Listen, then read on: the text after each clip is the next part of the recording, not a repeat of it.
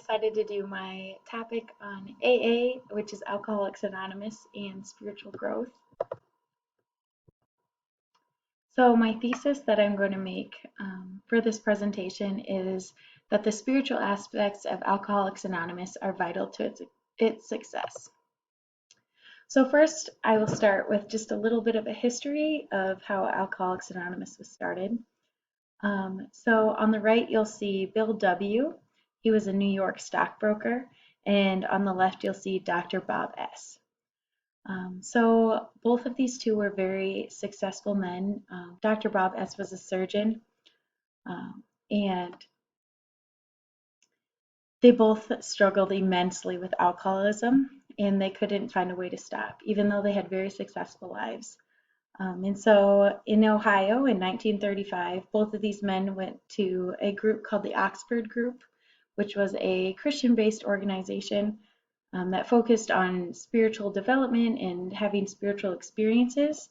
They both left that group without getting sober. And so then a few years later, these two met and they talked about their struggle and they worked through it and they both became sober.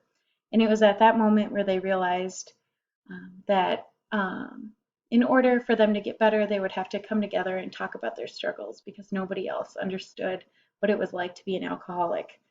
And so that's when Alcoholics Anonymous was born.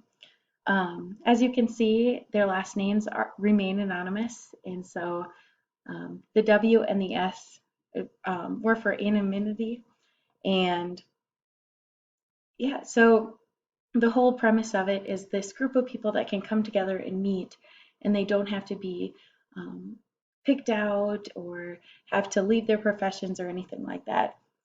And so 4 years later, they finished the book, and this book is still in circulation today with just some minor changes, and it was called 12 Steps and 12 Traditions. And there's lots of interesting things about these 12 steps. So the first connection is there's 12 steps and there was 12 disciples, which is really interesting. But this book breaks down these 12 steps and tells you how to live by them. And most AA groups use this book. And in certain groups, they read from the book and then talk over it, and everyone gets a copy. And if you look at these steps, 7 out of the 12 of them have direct correlations to God. So by the second step, you have to believe that a power greater than you is out there that can overcome your alcoholism. And then later on, you have to admit your shortcomings and pretty much ask for forgiveness from not only people around you, but also God. And by the end goal is to try to have a spiritual awakening, and then from that, you're supposed to be able to achieve sobriety. So if you break this down, it sounds a lot like the biblical narrative of the fall, recognition of the fall, asking for forgiveness, and then a spiritual encounter with God. So that's very interesting. Even today, Alcoholics Anonymous is very prevalent, even around the world. It's in many different languages. People of every race and pretty much lots of developed nations use this program. There's at least 2 million active members right now, but it's very, very difficult to get a real number because many of these groups require being anonymous, and they don't fill out surveys and they don't participate in anything that could say anything about them. So it's very hard to get a real number, but right now there's known to be around 115,000 active groups around the world, which is super cool. But one of the other difficult things that comes with the anonymity surrounding Alcoholics Anonymous is statistics about the efficacy. So there's anything from 90% effective all the way down to 1 out of 5 people drop out, or up to only half people even finish the program. And so even defining what the success rate is of this is very difficult because we don't even know the attrition rate or how many people finish the 12 steps. And what their level of sobriety is afterwards. And so it's very difficult. And so, yeah. But even with these downfalls, Alcoholics Anonymous has a very unusually high success rate, even for psychologists and stuff that are looking at it. A lot of them don't understand because a lot of the groups are not run by psychiatrists or psychologists. And so a therapist is not in the room. It's usually a previous Alcoholics Anonymous member leading the group. But there are a biological basis for each of the groups, and so like abstaining from any and all alcohol, um, because just a taste of alcohol could bring back those urges to drink more. And there is a psychological basis. A lot of these groups use group therapy options, but there is a very big spiritual basis of giving the power to God and asking for forgiveness. And step 11 is pray and meditate often. And another interesting thing is people don't usually pay for this option. And so, um, yeah, it's very cost effective, and it lowers their healthcare costs. And very interestingly, abstinence rates are usually 50% higher than CBT, which is cognitive behavioral therapy, after 3 years. And CBT is usually very effective. So that study found a very interesting statistic. Um, so because Alcoholics Anonymous is very different from other types of therapy, one of the biggest differences is the integration of spirituality into it. Um, and so this might be what gives it an advantage. And so this different spirituality increases group involvement. And so many people who come to AA don't have a circle of supportive people, or they know a lot of alcoholics. And a big reason for success might be everybody there is supposed to want to quit drinking.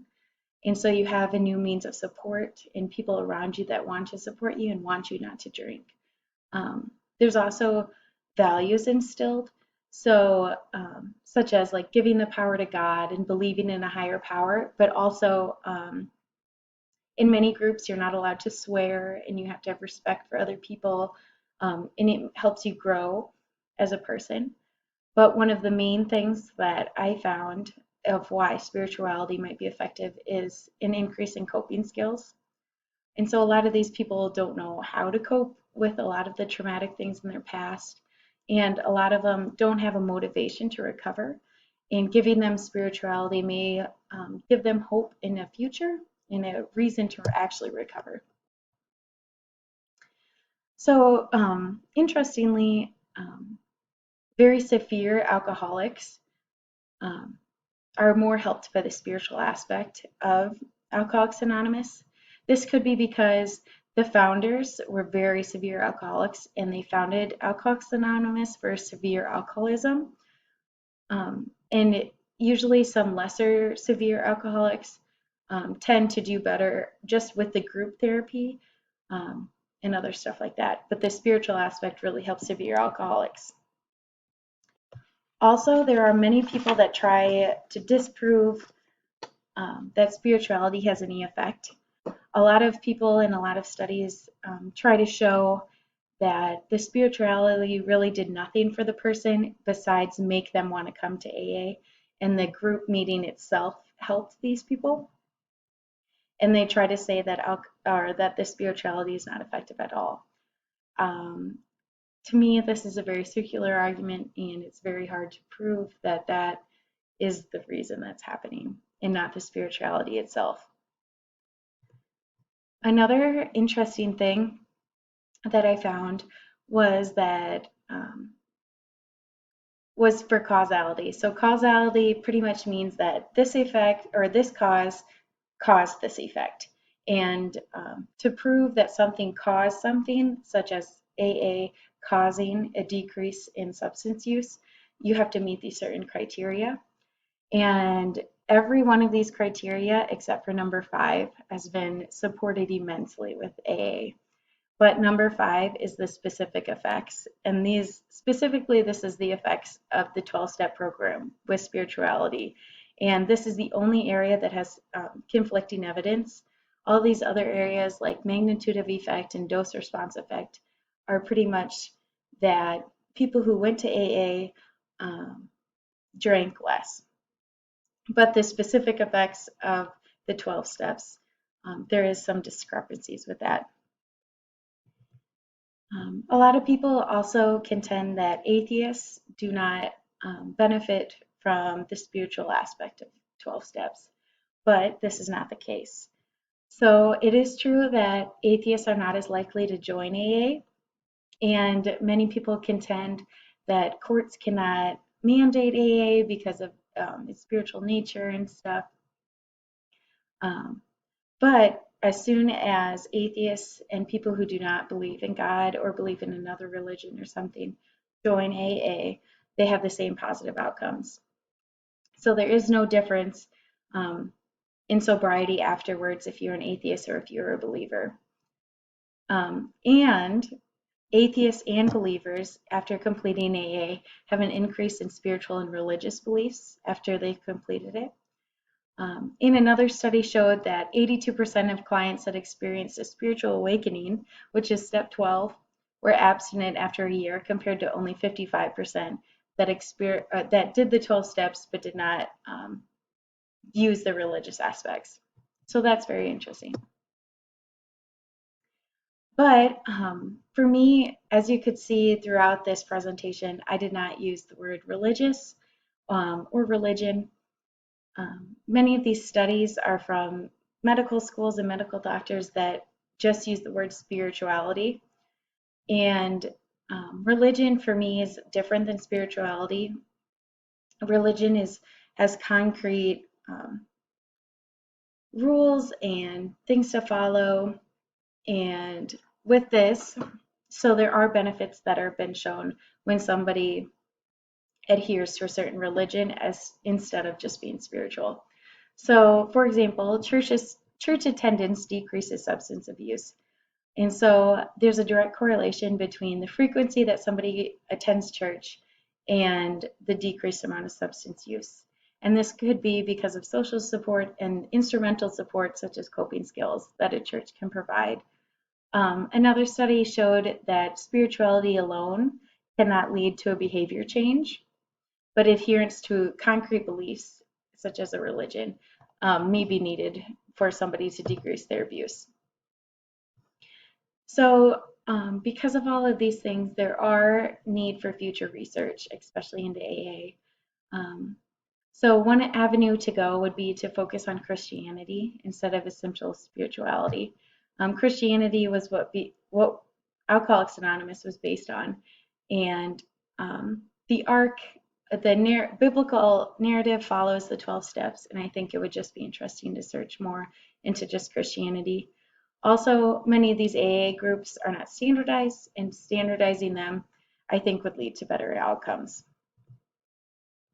So I do have a personal connection with Alcoholics Anonymous.